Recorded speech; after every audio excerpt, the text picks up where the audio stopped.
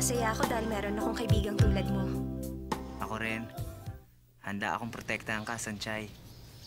Xiaozi? Sanchay, hindi ka sumama ka sa akin. Saan kayo pupunta? Saan tayo pupunta? Wala kang pakialam kung saan kami pupunta. Bye, Sama niyo Xinyan! ako!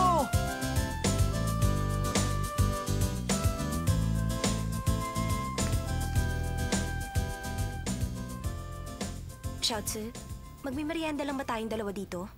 Siyempre hindi. Napag-isip-isip ko na nasa atin yon kung gusto nating talagang lumigaya sa buhay. Anong ibig mo sabihin? Hayan. Blind date? Tama, blind date. Maganda ba? Gumawa ako ng maraming kopya at dinikit ko sa mga schools. Naglagay din ako ng litrato natin sa internet. At alam mo ba, ang dami nag-sign up. Xiaozi, bakit mo ginawa yan? Alam mo ba na delikado makipag-blind date? Isa pa, ayoko magka-boyfriend ngayon. Nabasa ko sa newspaper, marami daw napapahamak dyan. Wala kang dapat ikatakot. Umaga naman ngayon at maraming tao sa lugar na to. At itong cellphone na ito para lang sa blind date. Pagkatapos hindi ko na ito gagamitin. At alam mo ba, puro college students ang kumontak sa akin. Ayoko talaga. Diyan ka lang. Delikado tong ginagawa natin. Mag-shopping na lang tayo. May tumarating. Upo ka lang.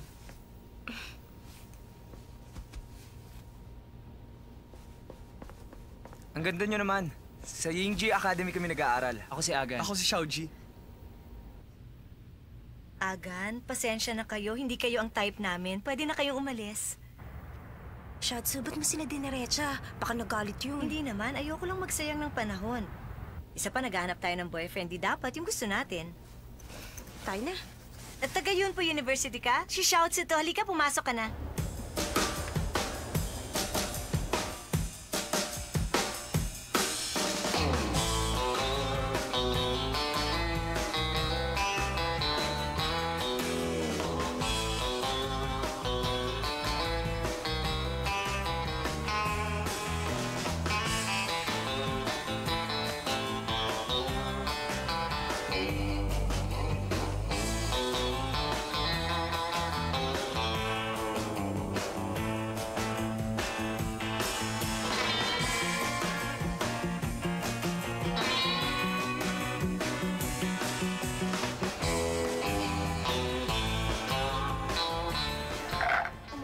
Tayo. Marami na yung nakausap natin. Tama na.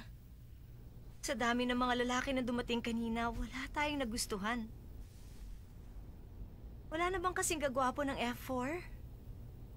Kalimutan mo na yan. Mag-ice cream na lang tayo. O, Hi, sige. ikaw ba si Miss Xiaozi? Meron pa? Pasensya na. Tapos ang oras ng blind date namin. Bye. Kung makakalusot ang pasensya, hindi na kailangan ng parak.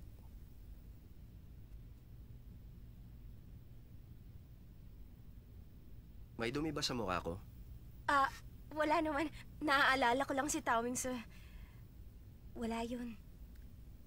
Sige lang, ituloy mong sinasabi mo. Okay, hindi na bale. Ang tao na may sense, hindi pinagpipilitan sa iba ang gusto niya.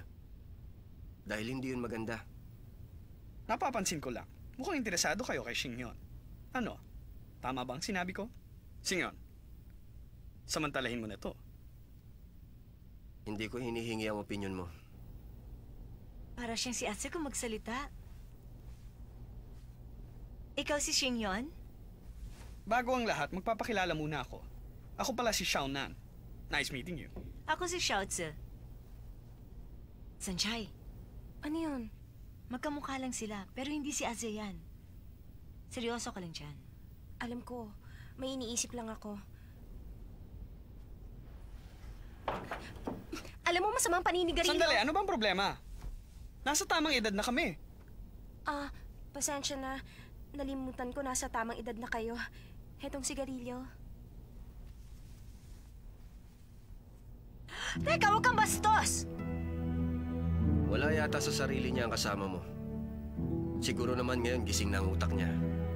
Xingyon, bakit mo naman binastos yung babae? Hindi ako ang bastos. Siya ang hindi marunong magbigay galang.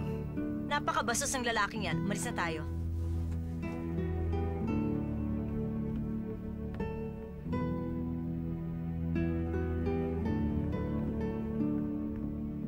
Sanchay, ba't ganun? Magkapareho ng ugali sina Xingyan at Ase. Naniniwala ka ba nagkataon lang ang lahat? Gusto kong malimutan mo si Ase. Kaya naganap ako ng ka-blind date mo. Hindi ko naman nakalaing. Nasaan kaya siya? Bakit ako ganito? Anong gagawin ko? Mukhang hindi ko na yata kayang kontrolin ang damdamin ko.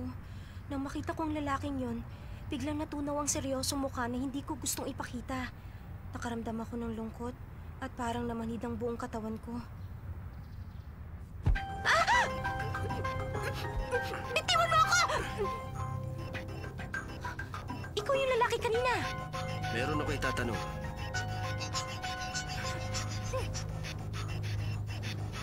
Relax ka lang. Hindi pa ako tapos magtanong. Binanggit niyo kanina si Downing, sir, hindi ba? Bakit mo siya kilala? Sino ka? Anong nakakapagtaka? Wala. Dahil pinsan ko si Asa. Pinsan mo siya? Girlfriend ka niya? Katulad mo pala ang tipo niyang babae. Hindi niya ako girlfriend, no? At wala kang pakialam. Hindi mo ba naiintindihan? Ngayon lang tayo nagkakilala. Sa iskinitang ito, walang makakasaksi. Kahit pa sakaling kita ngayon, walang makakapagturo sa akin. Anong gagawin mo?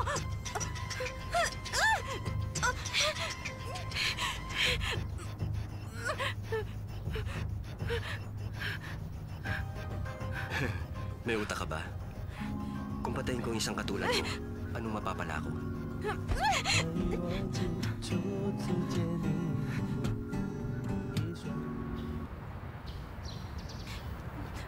Ay! Naku, sorry. Hindi na bale.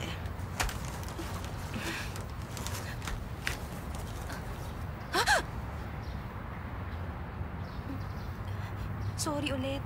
Wala yon. Ba't nandito ka? Ba't ka kinakabahan? Nakakatakot kasi yung nangyari sa akin kanina. Kaya... wala. Sige. Sanchay, magkape tayo. Ha? 10 minutes lang. Gusto mo sa car house? Hindi na natin kailangan pumunta doon. Marami namang restaurant dito, ah.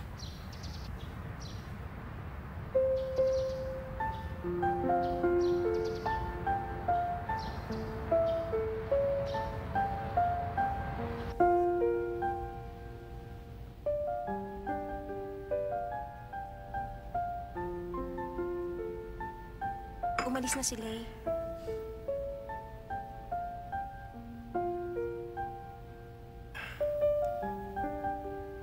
Matabang? Bakit? Matabang ka kape? Oh, nasanay ka kasi sa imported coffee beans niyo sa bahay. Sa ordinaryong tao, pwede na to. Ba't ganyan ka magsalita?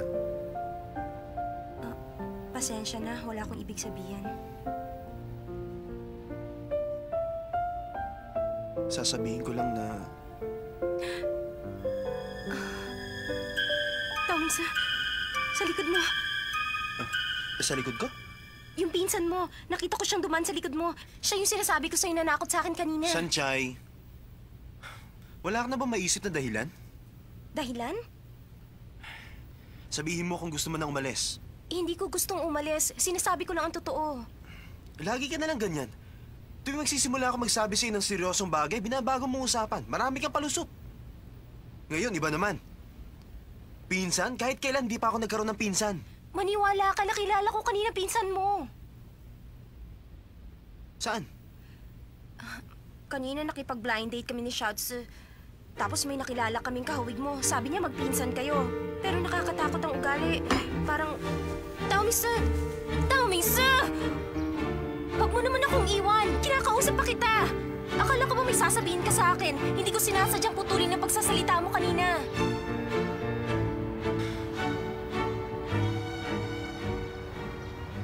Ibang klase ka rin.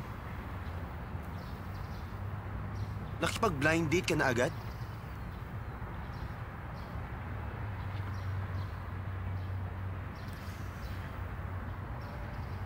Hindi kita masisisi. Siguro mas enjoy ka makipag-blind date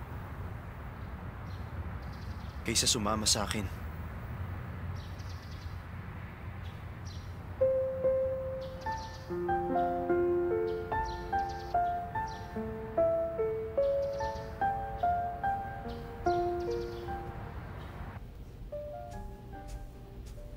Ase, nandito ka pala. Kumusta? Nakausap mo na ba si Sanchay?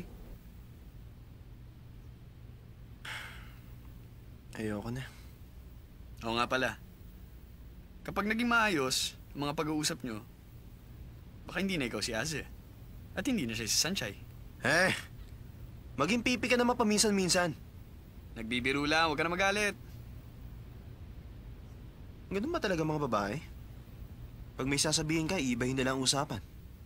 Nakilala raw niya ang pinsan ko. Pinsan mo? May pinsan ka ba?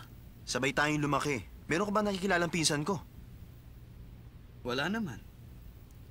Ase, naalala mo yung taong binanggit ni Cheche? Wala akong naalala. Tama, nabanggit niya yon. Sinabi niya sa iyo ang tungkol sa taong yun.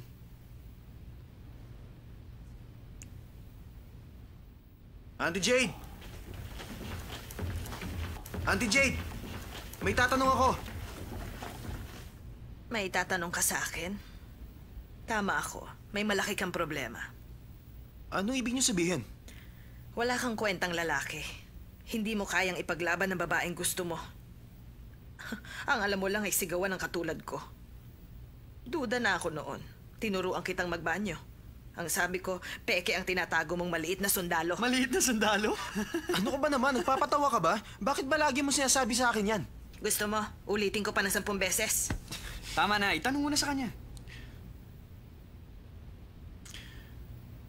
May nagsabi na may pinsan daw ako. Yang master, paano mo nalaman ang tungkol dyan? Kung gano'n, may pinsan nga ako. Meron nga. Nag-iisang anak ng kapatid ng mama mo. Nakapunta na siya dito dati. Ba't di ko alam na may pinsan ako? Ang totoo, nakakaawa ang batang yon. High school siya nang magdiborsyo ang mga magulang niya.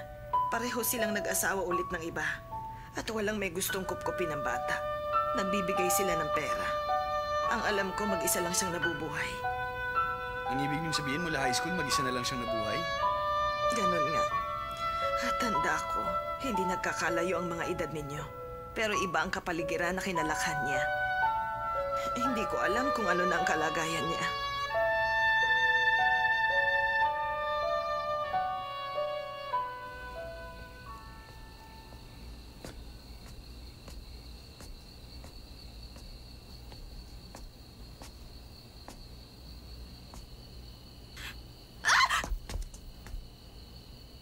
Nakakatakot ba ako? Ikaw na naman? Bakit ka sumusunod? Hindi ko rin alam. Gusto kita makilala. Makilala? Para sabihin ko sa'yo, malaking pagkakamali ang blind date na yon. Hindi natin kilala ang isa't isa. Kaya pwede ba lumayo ka sa akin? Siguro dahil girlfriend ka ni Daming Sir. Kaya gusto kita makilala. Wala kaming relasyon ni Tommy, sir. Kaya hindi mo na ako dapat kilalanin.